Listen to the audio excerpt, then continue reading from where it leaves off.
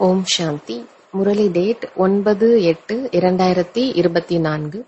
காலை முரளி பாப்தாதா மதுபன்.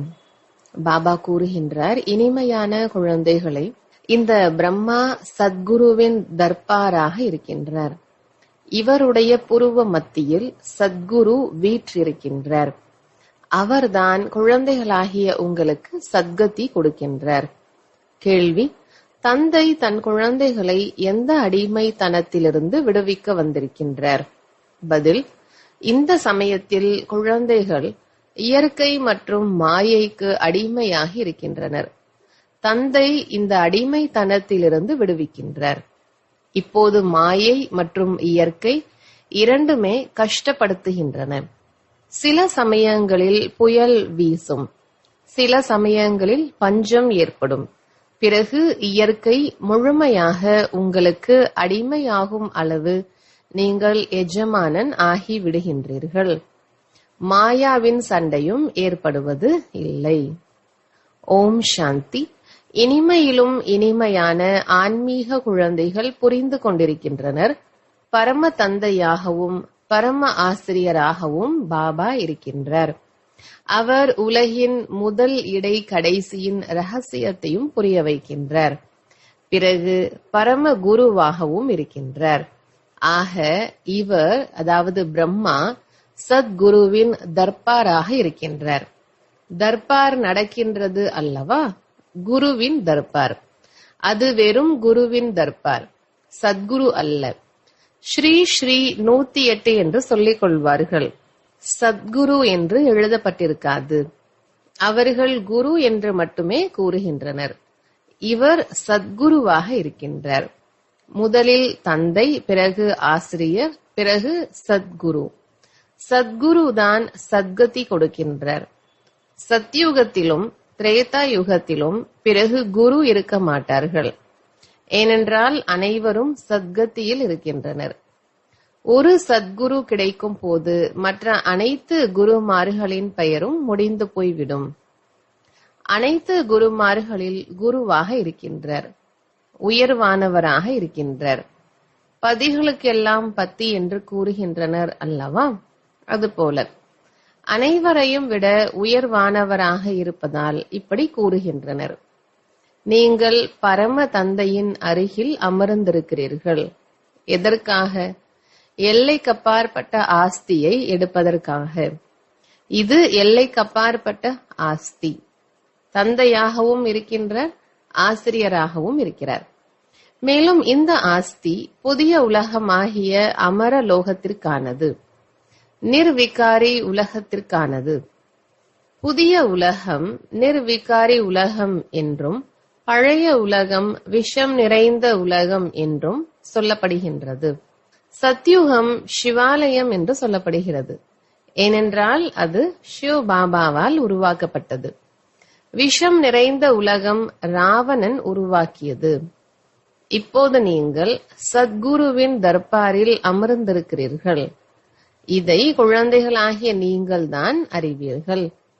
தந்தை அமைதி கடலாக இருப்பவர். அவர் வரும் பொழுது அமைதியின் ஆஸ்தியை கொடுப்பார், வழிகாட்டுவார். மற்றபடி காட்டில் அமைதி எங்கிருந்து கிடைக்கும்? ஆகையால் தான் மாலையின் உதாரணத்தை காட்டுகின்றார். அமைதியோ ஆத்மாவின் கழுத்தின் மாலையாகும். பிறகு ராவண ராஜ்யமாக ஆகும் போது அசாந்தி ஏற்படுகின்றது. அவை சுகதாமம் என்றும் சாந்தி தாமம் என்றும் சொல்லப்படுகின்றன. அங்கே துக்கத்தின் எந்த விஷயமும் கிடையாது. மகிமையை எப்போதும் சத்குருவிற்கு செய்கின்றனர். குருவின் மகிமையை ஒருபோதும் கேள்விப்பட்டதில்லை. ஞான கடல் அந்த ஒரு தந்தைதான் ஆவார். இப்படி எப்போதாவது குருவின் மகிமையை கேட்டிருக்கின்றீர்களா? இல்லை. அந்த குருமார்கள் உலகின் பதீத்த பாவனராக ஆக முடியாது. ஒரே ஒரு நிராகாரர், எல்லையற்ற பெரிய பாபாதான் அவ்வாறு அழைக்கப்படுகின்றார். நீங்கள் இப்போது சங்கம் யுகத்தில் நின்றிருக்கின்றீர்கள். ஒரு புறம் தூய்மையற்ற பழைய உலகம், மற்றொரு புறம் தூய்மையான புதிய உலகம். தூய்மையற்ற உலகில் அளவற்ற குருமார்கள் இருக்கின்றனர். முன்னர் உங்களுக்கு இந்த சங்கம் யுகத்தை பற்றி தெரியாமல் இருந்தது. இப்போது தந்தை புரிய வைத்துள்ளார். இது புருஷோத்தம சங்கம யுகம். இதன் பிறகு மீண்டும் சத்யுகம் வர வேண்டும். சக்கரம் சுற்றியபடி இருக்கும். இந்த நினைவு புத்தியில் இருக்க வேண்டும். நாம் அனைவரும் சகோதரன் சகோதரர்கள் எனும் போது எல்லைக்கப்பாற்பட்ட தந்தையிடமிருந்து கண்டிப்பாக ஆஸ்தி கிடைக்கின்றது. இது யாருக்கும் தெரியாது. எவ்வளவு பெரிய பெரிய பதவிகளில் இருக்கும் மனிதர்களாக இருக்கின்றனர். ஆனால் எதையும் தெரிந்து கொள்வதில்லை. நான் உங்கள் அனைவருக்கும் சத்கதி வழங்குகிறேன் என்று தந்தை சொல்கின்றார். இப்போது நீங்கள் புத்திசாலிகளாக ஆகியுள்ளீர்கள். முன்னர் எதுவும் தெரிந்திருக்கவில்லை. இந்த தேவதைகளுக்கு முன்னால் சென்று நீங்கள் சொல்லிக் கொண்டிருந்தீர்கள், நாங்கள் புத்தியற்றவர்கள், எங்களுக்குள் எந்த குணங்களும் இல்லை, நீங்கள் இரக்கம் காட்டுங்கள். இப்போது இந்த தேவதைகளின் படங்கள் இரக்கம் காட்டுமா என்ன? இதை தெரிந்து கொள்வதே இல்லை. இரக்கம் காட்டக்கூடியவர் யார்? ஓ இறை தந்தையே, இரக்கம் காட்டுங்கள் என்று சொல்கின்றனர். ஏதாவது துக்கத்தின் விஷயம் வந்தது என்றால் தந்தையை கண்டிப்பாக நினைவு செய்கின்றனர். இப்போது நீங்கள் இப்படி சொல்வதில்லை. தந்தை உடலற்றவர், அவர் முன்னால் அமர்ந்திருக்கின்றார். அப்போதுதான் நமஸ்காரம் செய்கின்றார். நீங்கள் அனைவரும் தேகதாரிகள். நான் விசித்திரமாக அஷரீரியாக உள்ளேன். நான் ஒருபோதும் சித்திரத்தை தாரணை செய்வதில்லை. என்னுடைய சித்திரத்தின் பெயர் சொல்லுங்கள் பார்ப்போம். ஷிவ் பாபா என்றுதான் சொல்வீர்கள். நான் இந்த உடலை கடனாக எடுத்துள்ளேன். அதுவும் பழையதிலும் பழைய செருப்பு. அதில்தான் நான் வந்து பிரவேசம் செய்கின்றேன். இந்த ஷரீரத்தின் மகிமையை எங்கே செய்கின்றார்? இதுவோ பழைய ஷரீரம். தத்தெடுத்துள்ளார் என்றால் மகிமை செய்வாரா என்ன? அல்ல. இதை புரிய வைக்கின்றார். இப்படி இருந்தார், இப்போது மீண்டும் என் மூலமாக அழகாக ஆகப் போகின்றார். நான் சொல்வதை யோசித்து தீர்மானியுங்கள் என்று இப்போது தந்தை கூறுகின்றார். நான் சொல்வது சரி என்றால் சரியானவரை நினைவு செய்யுங்கள். அவரிடம் மட்டுமே கேளுங்கள். சரியற்றவைகளை கேட்கவே கேட்காதீர்கள். அவை கெட்டவை என்று சொல்லப்படுகின்றது. கெட்டதை பேசாதீர்கள், கெட்டதை பார்க்காதீர்கள். இந்த கண்களால் காணும் அனைத்தையும் மறந்து விடுங்கள். இப்போது நம் வீட்டிற்கு செல்ல வேண்டும். பிறகு நமது சுகதாமத்திற்கு மீண்டும் வருவோம். மற்ற இவை அனைத்தும் இறந்து கிடப்பது போல்தான், தற்காலிகமானது. இந்த பழைய ஷரீரங்களும் இருக்க போவது இல்லை. இந்த உலகமும் இருக்க போவதில்லை. புதிய உலகத்திற்காக நாம் முயற்சி செய்து கொண்டிருக்கின்றோம். பிறகு உலகின் வரலாறு புவியியல் மீண்டும் நடக்கப் போகின்றது. நீங்கள் தனது ராஜ்ய பாக்கியத்தை எடுத்துக் கொண்டிருக்கின்றீர்கள். கல்ப கல்பத்திற்கும் ராஜ்ய பாக்கியத்தை கொடுப்பதற்காக தந்தை வருகின்றார் என்று தெரிந்திருக்கிறீர்கள். பாபா கல்பத்திற்கு முன்பும் கூட சந்தித்தோம், ஆஸ்தி எடுத்தோம், நரனிலிருந்து நாராயணன் ஆகியிருந்தோம். மற்றபடி ஒருவரை போலவே பதவிகளை அடைய முடியாது. வரிசை கிரமமாக இருக்கின்றனர். இது ஆன்மீக பல்கலைக்கழகம் ஆகும். ஆன்மீக தந்தை படிப்பிப்பவராக உள்ளார். குழந்தைகள் கூட படிப்பிக்கின்றனர். கல்லூரி முதல்வரின் மகன் இருந்தால் அவரும் கூட சேவையில் ஈடுபடுகின்றார். மனைவியும் கூட படிக்க தொடங்கி விடுகின்றார். மகளும் கூட நல்ல விதமாக படித்தார் என்றால் பிறருக்கும் படிப்பிக்க முடியும். ஆனால் அவர் வேறொரு வீட்டிற்கு சென்று விடுகின்றார். இங்கே பெண் குழந்தைகள் வேலைக்கு செல்லக்கூடிய விதிமுறைகள் இல்லை. புதிய உலகில் பதவி அடைவதற்கான முழுமையான ஆதாரமும் இந்த படிப்பில்தான் உள்ளது. இந்த விஷயங்கள் உலகினருக்கு தெரியாது. பகவானுடைய மகா வாக்கியம், ஓ குழந்தைகளே, நான் உங்களை ராஜாக்களுக்கெல்லாம் ராஜா ஆக்குகிறேன் என்று எழுதப்பட்டுள்ளது. தேவிகளின் படங்களை உருவாக்குவது போல நான் எதுவும் பொம்மை மாதிரிகளை உருவாக்குவதில்லை. நீங்கள் படித்து அந்த பதவியை அடைகிறீர்கள். அவர்கள் மண்ணாலான உருவங்களை பூஜை செய்வதற்காக உருவாக்குகின்றனர். இங்கேயோ ஆத்மா படிக்கிறது. பிறகு நீங்கள் சம்ஸ்காரங்களை எடுத்து செல்வீர்கள். புதிய உலகில் சென்று ஷரீரம் எடுப்பீர்கள். உலகம் முடிந்து போவதில்லை. யுகங்கள் மட்டும் மாறுகின்றன. தங்க யுகம், வெள்ளி யுகம், தாமிர யுகம், இரும்பு யுகம். 16 கலைகளிலிருந்து 14 கலைகள். அதே உலகம்தான் நடந்தபடி இருக்கிறது. புதியதிலிருந்து பழையதாகிறது. தந்தை இந்த படிப்பின் மூலம் உங்களை ராஜாக்களுக்கெல்லாம் ராஜா ஆக்குகின்றார். இப்படி படிப்பிக்கக்கூடிய சக்தி வேறு யாரிடமும் கிடையாது. எவ்வளவு நல்ல விதமாக புரிய வைக்கின்றார். பிறகு படித்துக் கொண்டிருக்கும் போதே மாயா தன்னுடையவர்களாக ஆக்கிக் கொண்டு விடுகிறது.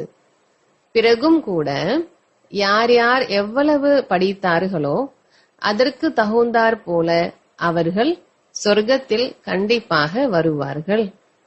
வருமானம் போய்விடாது. அழிவற்ற ஞானம் விநாசம் ஆவது இல்லை. போக போக வந்து சேருவார்கள். வேறு எங்கே போவார்கள்? ஒரே கடைதான் இருக்கிறது அல்லவா? வந்தபடி இருப்பார்கள். மயானத்திற்கு மனிதர்கள் செல்லும் போது பெரிய வைராகியம் வருகின்றது. அவ்வளவுதான். இந்த ஷரீரத்தை இப்படி விட வேண்டியுள்ளது. பிறகு நாம் ஏன் பாவம் செய்ய வேண்டும்? பாவங்கள் செய்தபடி நாம் இப்படி இருந்து விடுவோம். இவ்வாறு சிந்தனைகள் வருகின்றன. இதற்கு சுடுகாட்டு வைராகியம் என்று சொல்லப்படுகின்றது. சென்று வேறு ஷரீரம் எடுப்பார்கள் என்று புரிந்து கொள்ளவும் செய்கின்றனர். ஆனால் ஞானம் இல்லை அல்லவா? இங்கே குழந்தைகளாகிய உங்களுக்கு புரிய வைக்கப்படுகின்றது. இந்த சமயம் நீங்கள் குறிப்பாக இறப்பதற்கான ஏற்பாடுகள் செய்து கொண்டிருக்கிறீர்கள். ஏனென்றால் இங்கே நீங்கள் தற்காலிகமாக இருக்கிறீர்கள். ஆனால் ஷரீரம் விட்டு பிறகு புதிய உலகிற்கு செல்வீர்கள். குழந்தைகளே, நீங்கள் எந்த அளவு என்னை நினைவு செய்வீர்களோ அந்த அளவு பாவங்கள் நீங்கியபடி இருக்கும் என்று தந்தை சொல்கின்றார். சகஜத்திலும் சகஜமானது என்றால் கஷ்டமாகவும் இருக்கிறது. குழந்தைகள் முயற்சி செய்ய தொடங்கும் போது மாயாவின் பெரிய யுத்தம் இருப்பதாக புரிந்து கொள்கின்றனர். சகஜமானது என்று தந்தை சொல்கின்றார். ஆனால் மாயை தீபத்தையே அணைத்து விடுகின்றது. குலை பக்காவலின் கதையும் இருக்கிறது அல்லவா? மாயை எனும் பூனை தீபத்தை அணைத்து விடுகின்றது. இங்கே அனைவரும் மாயாவின் அடிமைகளாக இருக்கின்றனர். பிறகு நீங்கள் மாயையை அடிமையாக்குகிறீர்கள். முழு இயற்கையும் உங்களுக்கு மரியாதை கொடுக்கும். எந்த புயலும் இருக்காது, பஞ்சமும் இருக்காது. இயற்கையை அடிமையாக்க வேண்டும். அங்கே ஒருபோதும் மாயையுடன் சண்டை நடக்காது. இப்போது எவ்வளவு கஷ்டப்படுத்துகிறது. நான் உன் அடிமை என்ற பாடல் உள்ளதல்லவா? அது பிறகு சொல்கிறது, நீ எனது அடிமை. நான் இப்போது உங்களை அடிமைத்தனத்திலிருந்து விடுவிப்பதற்காக வந்துள்ளேன் என்று தந்தை கூறுகின்றார். நீங்கள் எஜமானன் ஆகிவிடுகிறீர்கள்.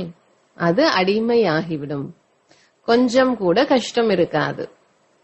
இதுவும் கூட நாடகத்தில் பதிவாகியுள்ளது. பாபா மாயை மிகவும் கஷ்டத்தை கொடுக்கிறது என்று நீங்கள் சொல்கிறீர்கள். ஏன் கொடுக்காது? இது யுத்த மைதானம் என்றுதானே கூறப்படுகிறது.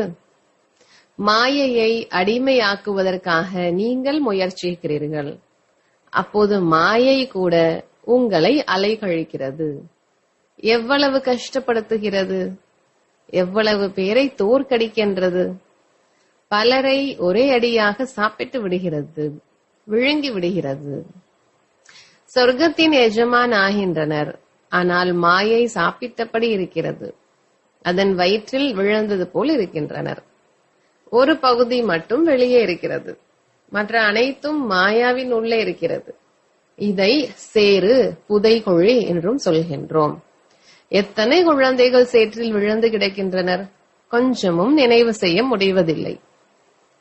ஆமை, குளவி பூச்சியின் உதாரணம் இருப்பது போல நீங்களும் புழுக்களை பூம் பூம் செய்து எப்படி இருந்தவர்களை என்னவாக மாற்றிவிட முடிகிறது? ஒரே அடியாக சொர்க்கத்தின் பாரிஜாதமாக ஆக்கிவிடுகிறீர்கள். சந்நியாசிகள் குளவி பூச்சியின் உதாரணம் சொல்கிறார்கள். ஆனால் அவர்கள் எதுவும் பூம் பூம் செய்து மாற்றுவதில்லை. சங்கம யுகத்தில் மாற்றம் ஏற்படுகின்றது. இப்போது இது சங்கம யுகமாக உள்ளது. நீங்கள் சூத்திரனிலிருந்து பிராமணராகி இருக்கிறீர்கள் எனும் போது விகாரி மனிதர்களை அழைத்து வருகிறீர்கள். புழுக்களிலும் சில குளவிகளாக ஆகிவிடுகின்றன, சில அழுகி போய் விடுகின்றன, சில அரைக்குறையாக நின்று விடுகின்றன. பாபா இது போல நிறைய பார்த்திருக்கின்றார். இங்கும் கூட சிலர் நல்ல விதமாக படிக்கின்றனர். ஞானத்தின் சிறகுகள் முளைத்து விடுகின்றன. சிலரை மாயை பாதியிலேயே பிடித்து கொண்டு விடுகின்றது. அப்போது பக்குவமற்று நின்று விடுகின்றனர். ஆக இந்த உதாரணங்கள் இப்போதையதாக உள்ளன. குளவி புழுக்களை கொண்டு வந்து தனக்கு சமமாக ஆக்குவது அதிசயமாக உள்ளது அல்லவா? இது மட்டுமே தனக்கு சமமாக ஆக்கக்கூடியவையாக உள்ளது. மற்றொரு உதாரணமாக பாம்பை பற்றி சொல்கின்றார். சத்யுகத்தில் ஒரு ஷரீரத்தை விடுத்து மற்றொன்றை எடுத்துக் கொள்கின்றனர்.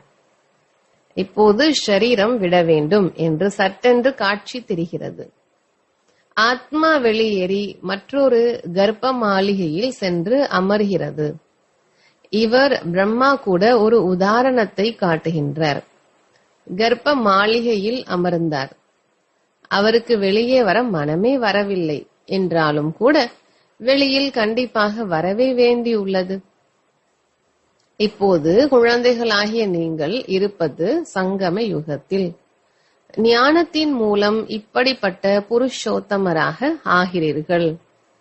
பக்தியோ பிறவி பிறவிகளாக செய்திருக்கிறீர்கள். ஆக யார் அதிக பக்தி செய்திருக்கின்றனரோ அவர்கள்தான் வந்து வரிசை கிரமமான முயற்சியின் அடிப்படையில் பதவியை அடைவார்கள். இப்போது உங்களின் புத்தியில் முழு ஞானமும் உள்ளது. மற்றபடி சாஸ்திரங்களின் ஞானம் எதுவும் ஞானம் அல்ல, அது பக்தியாகும். அதன் மூலம் சத்கதி எதுவும் ஏற்படுவதில்லை. சத்கதி என்றால் வீட்டுக்கு திரும்பி செல்வது. யாரும் வீட்டிற்கு திரும்பி செல்வதில்லை. நடுவில் என்னை யாரும் சந்திப்பதும் இல்லை என்று தந்தை தாமே கூறுகின்றார். படிப்பிக்க கூடியவர், உடன் அழைத்து செல்பவரும் கூட தேவையல்லவா? தந்தைக்கு எவ்வளவு சிந்தனை இருக்கின்றது. 5000 வருடங்களில் தந்தை ஒரே ஒரு முறைதான் வந்து படிப்பிக்கின்றார். நான் ஆத்மா என்பதை நீங்கள் அடிக்கடி மறந்து விடுகிறீர்கள். ஆத்மாக்களாகிய நமக்கு படிப்பிப்பதற்காக தந்தை வந்துள்ளார் என்பதை நன்றாக உறுதியாக்கிக் கொள்ளுங்கள். இது ஆன்மீக ஞானம் எனப்படுகின்றது. பரமாத்மா ஆத்மாக்களாகிய நமக்கு ஞானம் கொடுக்கின்றார். சம்ஸ்காரங்கள் கூட ஆத்மாவில் இருக்கின்றன. ஷரீரம் அழிந்து விடுகிறது, ஆத்மா அழிவற்றது. ஆக இந்த பிரம்மாவின் புருவ மத்தி சத்குருவின் தர்பார் ஆகும். இது இந்த ஆத்மாவின் தர்பாரும் கூட. பிறகு சத்குரு வந்து இதற்குள் வந்து பிரவேசம் செய்கின்றார். இதை ரதம் என்றும் சொல்கின்றோம், தர்பார் என்றும் சொல்கின்றோம். குழந்தைகளாகிய நீங்கள் ஸ்ரீமத் படி நடந்து சொர்க்கத்தின் வாசலை திறக்கிறீர்கள். எந்த அளவு நல்ல விதமாக படிக்கிறீர்களோ அந்த அளவு உயர்ந்த பதவியையும் அடைவீர்கள். எனவே படிக்க வேண்டும். ஆசிரியரின் குழந்தைகள் மிகவும் புத்திசாலிகளாக இருப்பார்கள்.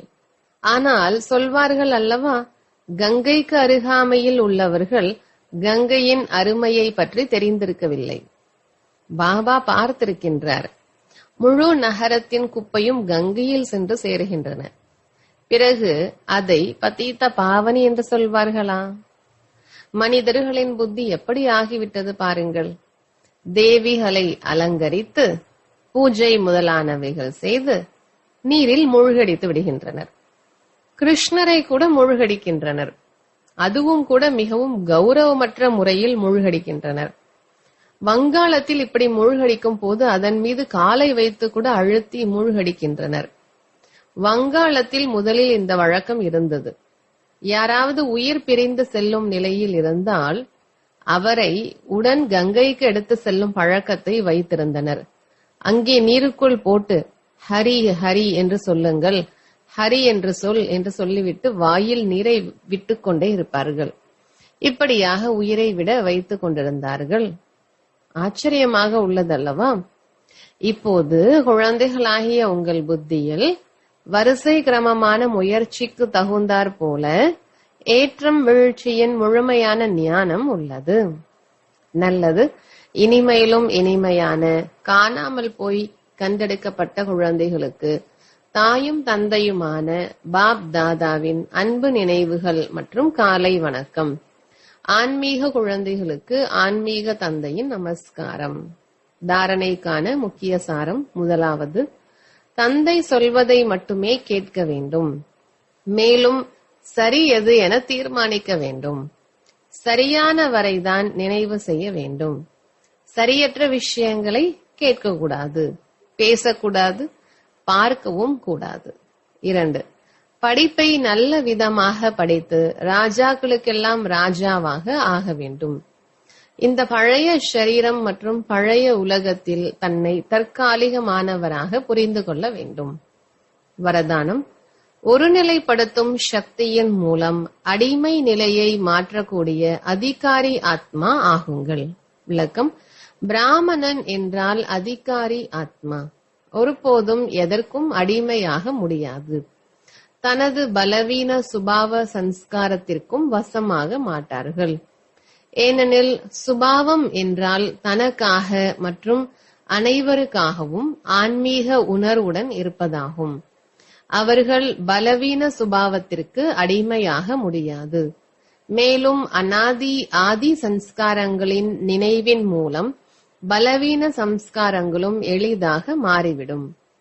ஒருநிலைப்படுத்தும் சக்தியானது அடிமை நிலையை மாற்றி அதிகாரி நிலை என்ற இருக்கையில் செட்டாக்கி விடும்.